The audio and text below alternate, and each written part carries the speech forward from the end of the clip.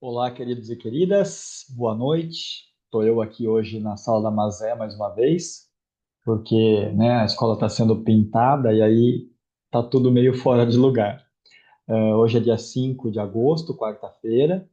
Eu estou aqui na escola, colocando a vida em ordem, né, na volta do recesso, vendo as coisas que eu ainda não tinha corrigido. Eu acho que tinha terminado todas as etapas 3, a enorme maioria das etapas 4, mas tem algumas pessoas que fizeram, inclusive, coisas durante as férias e tal, e eu estou agora pegando para dar uma corrigida e dar uma acertada em tudo isso, tá? Vou fazer então hoje a apresentação para vocês da etapa 5 e aí nós vamos, né, nessa toada fazendo a etapa 5, 6, 7 até chegar na etapa 10, que é a última etapa do relatório, certo? Vou estar aqui nas próximas semanas também, né? De preferência segundas e quartas-feiras, tá? Segunda-feira que vem à noite, à tarde e à noite, com certeza.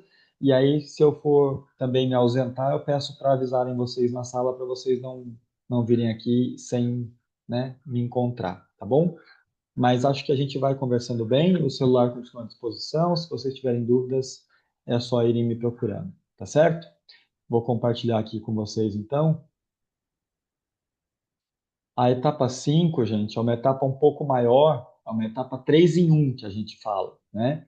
Porque ela vai falar sobre segurança, acessibilidade e sustentabilidade, certo?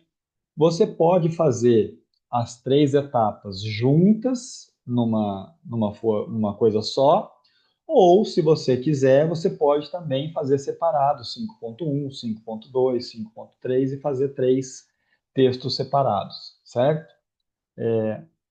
De repente, se for fazer três textos separados, não vai ficar três textos de uma página cada um, certo? Também não tem essa obrigatoriedade, né? Mas, se quiser fazer também numa coisa só, e aí começar a falar assim, quanto à segurança, e aí fala sobre a segurança em um ou dois parágrafos, depois pega e fala assim, já com relação à acessibilidade, e aí fala mais um ou dois parágrafos. Por último, quanto à sustentabilidade, não sei o quê, e aí pode fazer isso tudo num texto só, tá? Agora, se quiser também fazer separadinho, nada impede, fiquem à vontade, certo? Em relação à segurança, o que que a gente fez aqui de perguntas? Tem seguranças de dois tipos. A segurança no sentido de se o prédio é adequadamente construído, se ele não oferece riscos a quem vai usar esse prédio, né? E tem a segurança no sentido que a gente conhece mais, no sentido de segurança pública, né?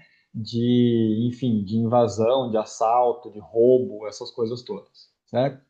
Então, quando a gente fala da segurança no sentido de quem vai usar, a gente pergunta sobre, por exemplo, a CIPA, né? Se tem uma comissão interna de prevenção de acidentes, se tem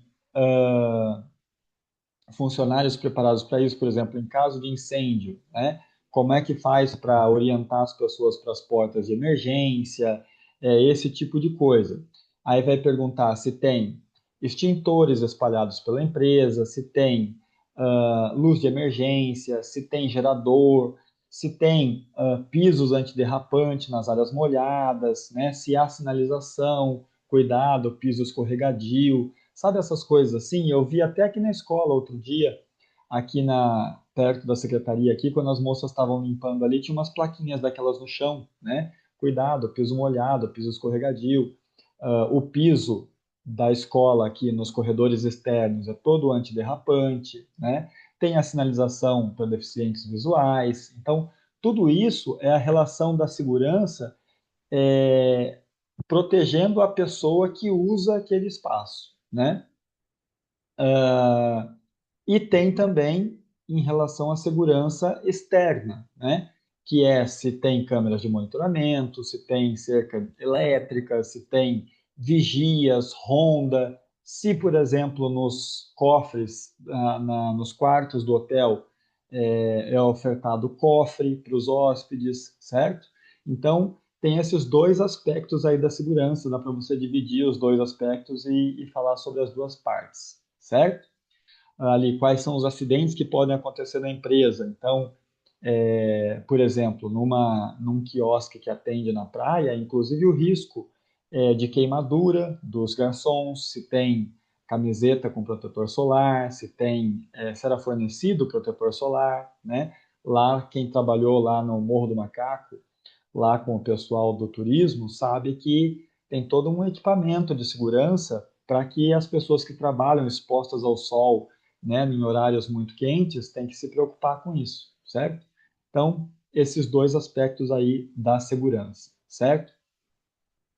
Já com relação à acessibilidade, alguns já falaram até na hora da parte física, né? Já falaram um pouquinho sobre isso, mas aqui agora a gente quer que você retome essa questão com um pouco mais de profundidade, um pouco mais de informação, né? Teve gente que falou assim, no piso o restaurante tem acesso por rampas. Ótimo, que bom. Mas e o banheiro? Se a pessoa precisar ir ao banheiro, ela consegue entrar no banheiro? Tem espaço adequado para passar uma cadeira de rodas, por exemplo, pela porta, né? As cabines dentro do banheiro, dá para acessar de cadeira de rodas? Tudo isso, a pia, a altura da pia, né? Dá para você acessar a torneira de cadeira de rodas? Então, tudo isso tem que ver se existe ou se não existe adaptação, né? Aqui nos banheiros da escola, por exemplo, tem banheiros que têm essa adaptação e tem outros que não têm, né? Então, a gente precisa olhar isso com uma questão mais apurada, certo? E a gente sempre se lembra dos deficientes físicos, mas não lembra das outras questões, né? Eu sempre conto uma história, porque eu acho muito emblemática.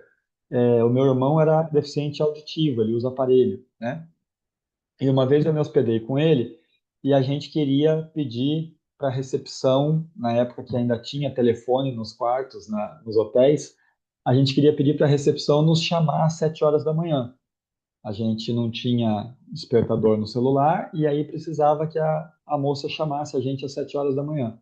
Eu liguei para a recepção e pedi, ó, às 7 horas da manhã vocês despertam a gente? E aí então eles ligaram para o nosso quarto às 7 horas da manhã, eu ouvi, atendi o telefone e tudo bem. E se fosse o Pedro, meu irmão? Ele não escuta o telefone tocar, entendeu? Então, tem alarme de incêndio, professor. Quando está pegando fogo, toca uma sirene e aí todo mundo sabe que tem que correr para a porta porque está pegando fogo no prédio, né? Ótimo, todo mundo que escuta, certo? Porque para um surdo, simplesmente não vai ouvir, né? Não tem isso, por exemplo, no prédio que eu moro até hoje é assim. Quando toca o alarme de incêndio, é um alarme de incêndio, um barulho, né? O Pedro, meu irmão, se estiver dormindo no quarto, vai morrer queimado, porque ele não escuta esse alarme, certo? E não tem nenhum tipo de aviso luminoso sobre essa questão. Então, são essas questões que a gente está ali levantando, né? A acessibilidade para quem? A acessibilidade para qual tipo de deficiência, né? Se chega um surdo-mudo para falar com alguém no restaurante, você sabe língua de sinais? Você vai mostrar o cardápio? Como é que vai funcionar, né? A pessoa vai ter que pedir por escrito. São questões para a gente refletir, né? E a gente provavelmente não refletiu sobre isso ainda. E aqui nesse espaço é um espaço que a gente tem para refletir sobre isso, certo? Existe algum profissional que sabe, então, atenda em Libras, atenda em língua de sinais, né? Saiba conversar, que não seja com as falas normais da gente, né? E mesmo as falas normais da gente, a gente já tem dificuldade, porque chega os argentinos, os espanhóis, os americanos, e muitas vezes a gente não fala em outras línguas, né? Que dirá em línguas de sinais, que dirá em braille, né? Tem cardápio em braille, por exemplo. Se você for ao McDonald's, o McDonald's tem cardápio em braille em todas as unidades, né? Mas eu não lembro de outro restaurante que eu tenha visto isso, certo? Então, são questões para a gente se perguntar, né? E aí, as questões de sempre, rampa, corrimão, né, que respeite as normas técnicas da BNT. Eu, gente, sempre vou escrever corrimãos, tá? Porque o plural de mão não é mões, é mãos. Então eu escrevo corrimãos. Eu já procurei no Google e já vi que existe no Google as duas opções, corrimãos e corrimões, tá?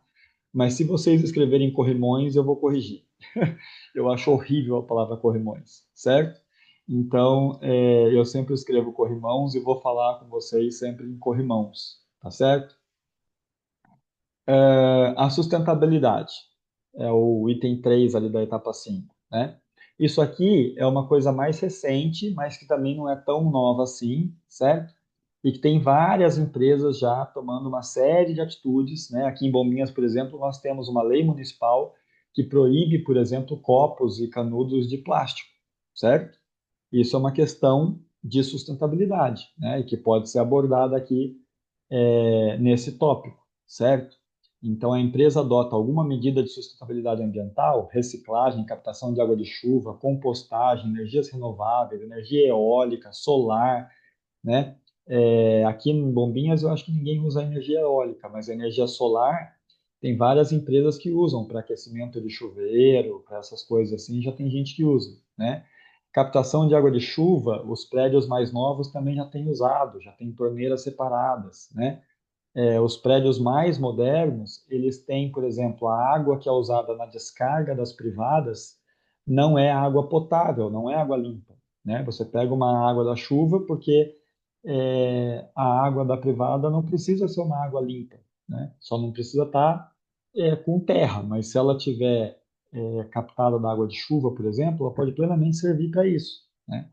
Então, já para a pia e para o banho, não dá para ser a mesma água, tem que ser uma água mais potável, né? Mas tem lugares e tem construções que já estão fazendo esse tipo de cuidado, certo?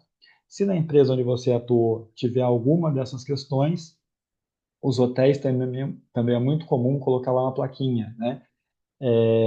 Se você quiser colaborar com o meio ambiente, deixa a sua toalha de banho pendurada, daí nós não vamos trocar a sua toalha. Se a toalha estiver no chão, aí a gente fará a troca das toalhas. Então, tem algumas questões assim que já estão sendo abordadas pelas pessoas, né, na questão da sustentabilidade, que vale a pena a gente falar, certo? A empresa apoia a cultura local, patrocina algum tipo de evento, patrocina algum grupo cultural, divulga os atrativos culturais, né? Eu sei que tem restaurante, por exemplo, aqui em Bombinhas, que serve a concertada como opção de sobremesa, certo? Eu sei que tem lugares que tem pratos típicos, né? Feitos com o pirão, o peixe, do jeito que os nativos costumam fazer, certo? Então, se for o caso aí na empresa onde você se hospedou, na empresa onde você estagiou, você também coloca e também fala sobre isso, certo? A empresa procura comprar de fornecedores locais ou compra tudo do Mercado Livre, tudo de onde é mais barato, tudo da Havan, né? E aí não prestigia, de repente, uma empresa local aqui, não prestigia um restaurante aqui, um supermercado aqui da cidade, um fornecedor aqui da cidade, porque o fornecedor do Mercado Livre é mais barato, né? Mão de obra local também é incentivada, não é? Eles têm essa preferência, não tem, certo? E se participa de alguma ação organizada pela sociedade. Tem gente que participa da Associação de Hotéis e Pousadas, tem gente que participa do Rotary, tem gente que participa, enfim, do Convention Bureau, tem gente que participa das associações aqui da cidade, né? E outras pessoas simplesmente não participam, não, só se preocupam com o próprio trabalho, só se preocupam com a própria empresa, só se preocupam com o próprio dinheiro, né? Então, tem esse tipo de coisa que a gente quer que vocês observem aí, certo? Aí, naquele formatinho de sempre, que a gente já vem falando com vocês já há bastante tempo, né? E se vocês tiverem qualquer dúvida, vocês me procurem para que a gente vá acertando as arestas aí, tá bom? Bem-vindos de volta, vamos lá, faltam 4 meses aí, 4 meses e pouquinho para vocês estarem informados, né? Força, foco e contem comigo nesse restinho de tempo que falta aí, tá bom? Um abraço para vocês, bom trabalho.